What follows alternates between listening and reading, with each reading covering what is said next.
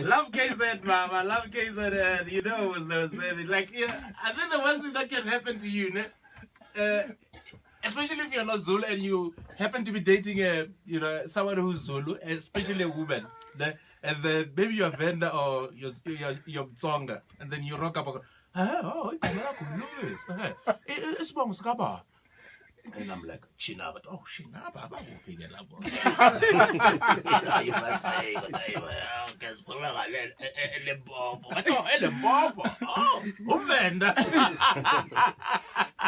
because I've got a lot of friends in KZN.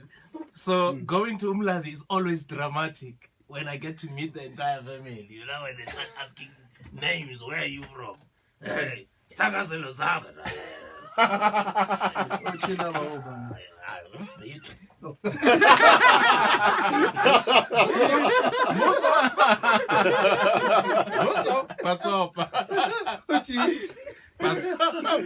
Welcome to the show, man. Yeah, man, thank you so How much. are you?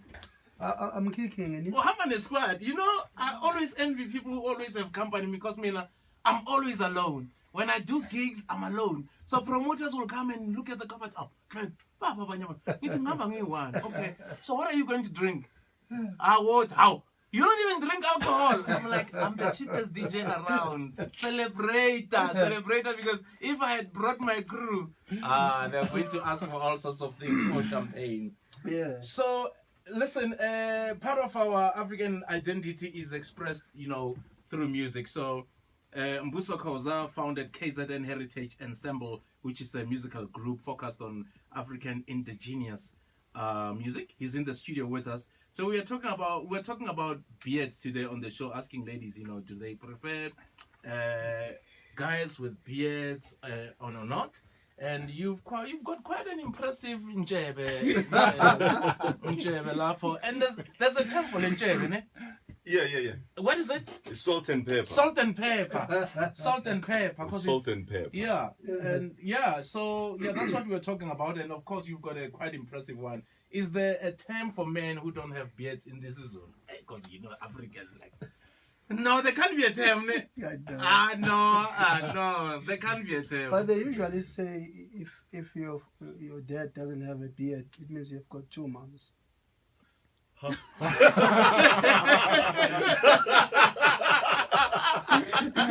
No, they say. I'm a mama too.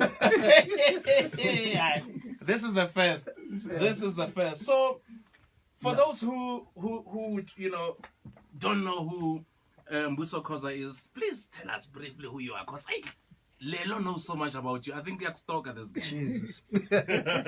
No, Mbuso Khoza is a vocalist and a songwriter from north of KZN, Eshowe. I moved to Johannesburg in the late 1999.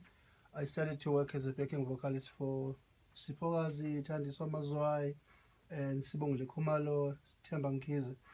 And then from there, I started to focus on Mbuso Khoza as a solo musician. I recorded my album 2013 and it won a Best Jazz Metro FM. Yeah. And then from there, I saw a need to dig deeper into our identity, because the problem as musicians, our job is to unify people instead of saying I am Zulu or I am Khoza. We need to dig deeper than that, because music is the only natural drug. It's the only thing that can unify people.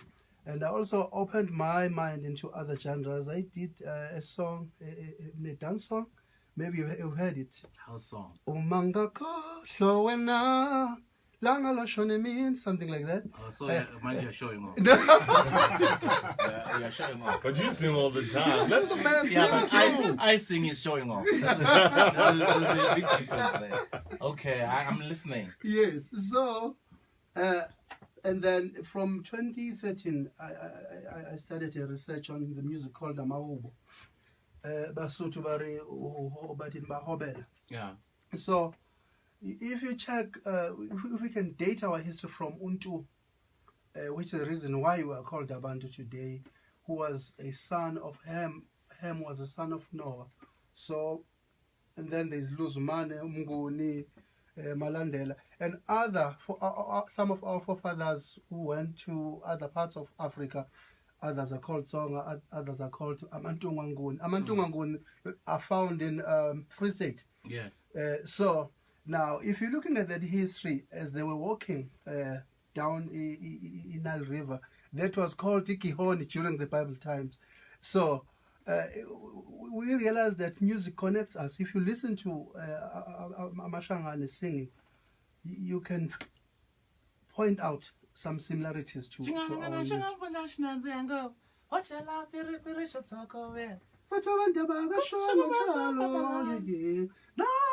You see?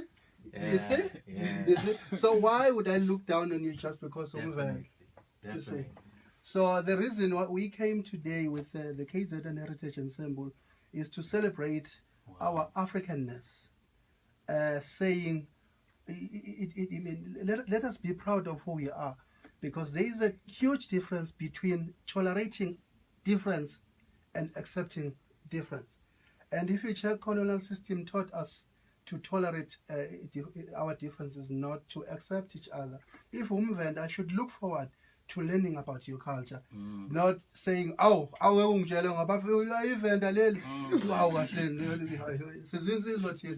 that's not the attitude we should carry around."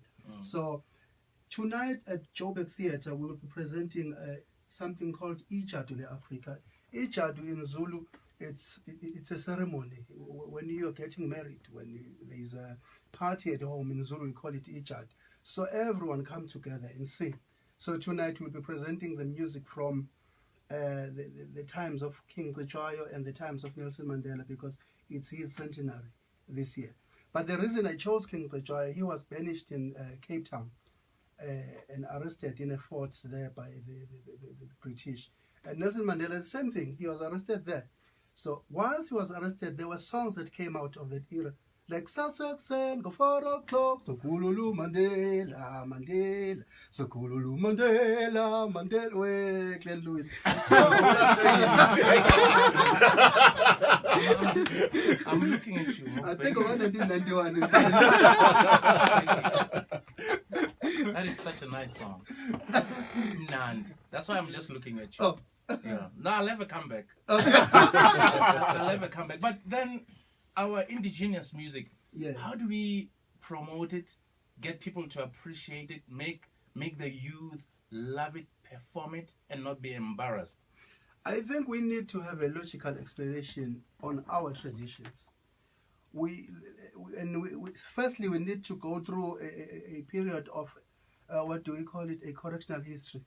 There are things that are wrong with our heritage and culture that we need to do away with it and look at the things that will take us forward as a nation. So now when it comes to music, we need to draw parallels between our brothers in America. You know, if you look at them, even today, they are proud of their music, because when their forefathers were enslaved, they sing songs. I mean, they sang songs like "Swing, oh chariot, coming forth to take me home." So now, why can't we sit our kids down and say, in 1879, the Zulus fought with the British Army and they conquered them. Umshweshe in 1873, he fought the British, and then Bari uyakai osanali ngubani kudo indu uyapho ngayiphethe indu. You know what I'm saying? And then we say around the era of King Cetshwayo, they would say, amabheshe thancanye bo he uthi asixaka siyizikhali, you know, and explain the linguistic segments on these songs and historical background. And then I think our kids will be interested, because what happens with about Beethoven and other guys who are from Europe, Mozart, Ave Maria, those people are documented, but where is the scrolls of our history? Our history is not The documented. orality in our history kills the authenticity. So I think tonight it's all about that. We are giving value and instrumentalize our heritage, because now if Nani or DJ, you don't invite these elements on your music and you want baby, you know, and and naked bodies, and then we won't achieve that. So you guys have a responsibility again to involve the vendorness in this music and shamanness. And I know, you raised something important that, we need to teach our kids. Us as South Africans need to come together and teach each other about our cultures. Because there used to be a show, I don't know if it's still there, on SABC 1, where they used to play indigenous music. Roots. I used to love it. Do you know what I mean? Because then it introduced us to whether it's Shangaan music, Zulu music, Khoza music. So I don't know if it's still there. But it was such a great show. Is it well promoted? That's another thing. When you check the issue of how our heritage is being marketed, we have a form of museology. It definitely never got prime time. You see, in Soweto, there is a huge museum there. But I tell you now, if you can stop anyone there and ask them what's happening inside, they won't tell you. But Kaizer Chiefs is in natural, and everyone knows about that. Yeah. So why can't we learn from those formulas and say, go to museum or say Soweto, and this is what you can get, and have adverts all over so that people can see value in our history. Because we know nothing about South Africa. Do we know what is happening in constitutional year? Do we even know that Nelson Mandela was once arrested there? Many think of Robben Island. So I think we need to be passionate about who we are. I think where I come from, we encountered problems around 1879 during the missionary times, where the English came and said, you know now you need to shave your beard, you need to wear a suit, you need to stop singing Goma, you need to say, then sing my soul, my Savior, But in the olden days, if we had problems, we would go on top of the mountains and say, and God would look at the dedication in our hearts and the value that we see in who we are, and we would have rain. But can that happen today? It's not wrong going to a pub or a tavern and have some drink, but the spirituality in us is like drifting. Because you go there and you drink and you do whatever. What happens to your manhood? What happens to her spirituality as a woman? So our values as Africans, I think, they are long gone, and it's going to take a while too. Very important points that you're making there, Mbuso. So tell us about, give us details about your performances this weekend in Johannesburg. KZN Heritage Ensemble, in partnership with Joburg Theatre, from the 18th tonight until Sunday, we will be performing from 8 o'clock. It's a 1-hour show, so be on time. On Sunday, we'll be performing from 3 p.m. How much? For those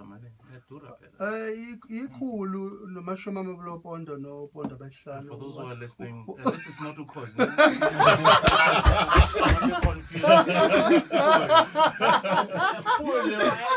So 150. No wings. We should not do about the count back. Just tell you 2000 Super Drive. Okay, so the performance is Sunday?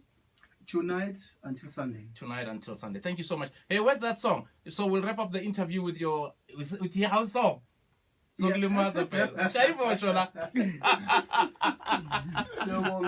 you so much, my brother. The Clansito Super Drive on a Friday afternoon. Hello, drive safely.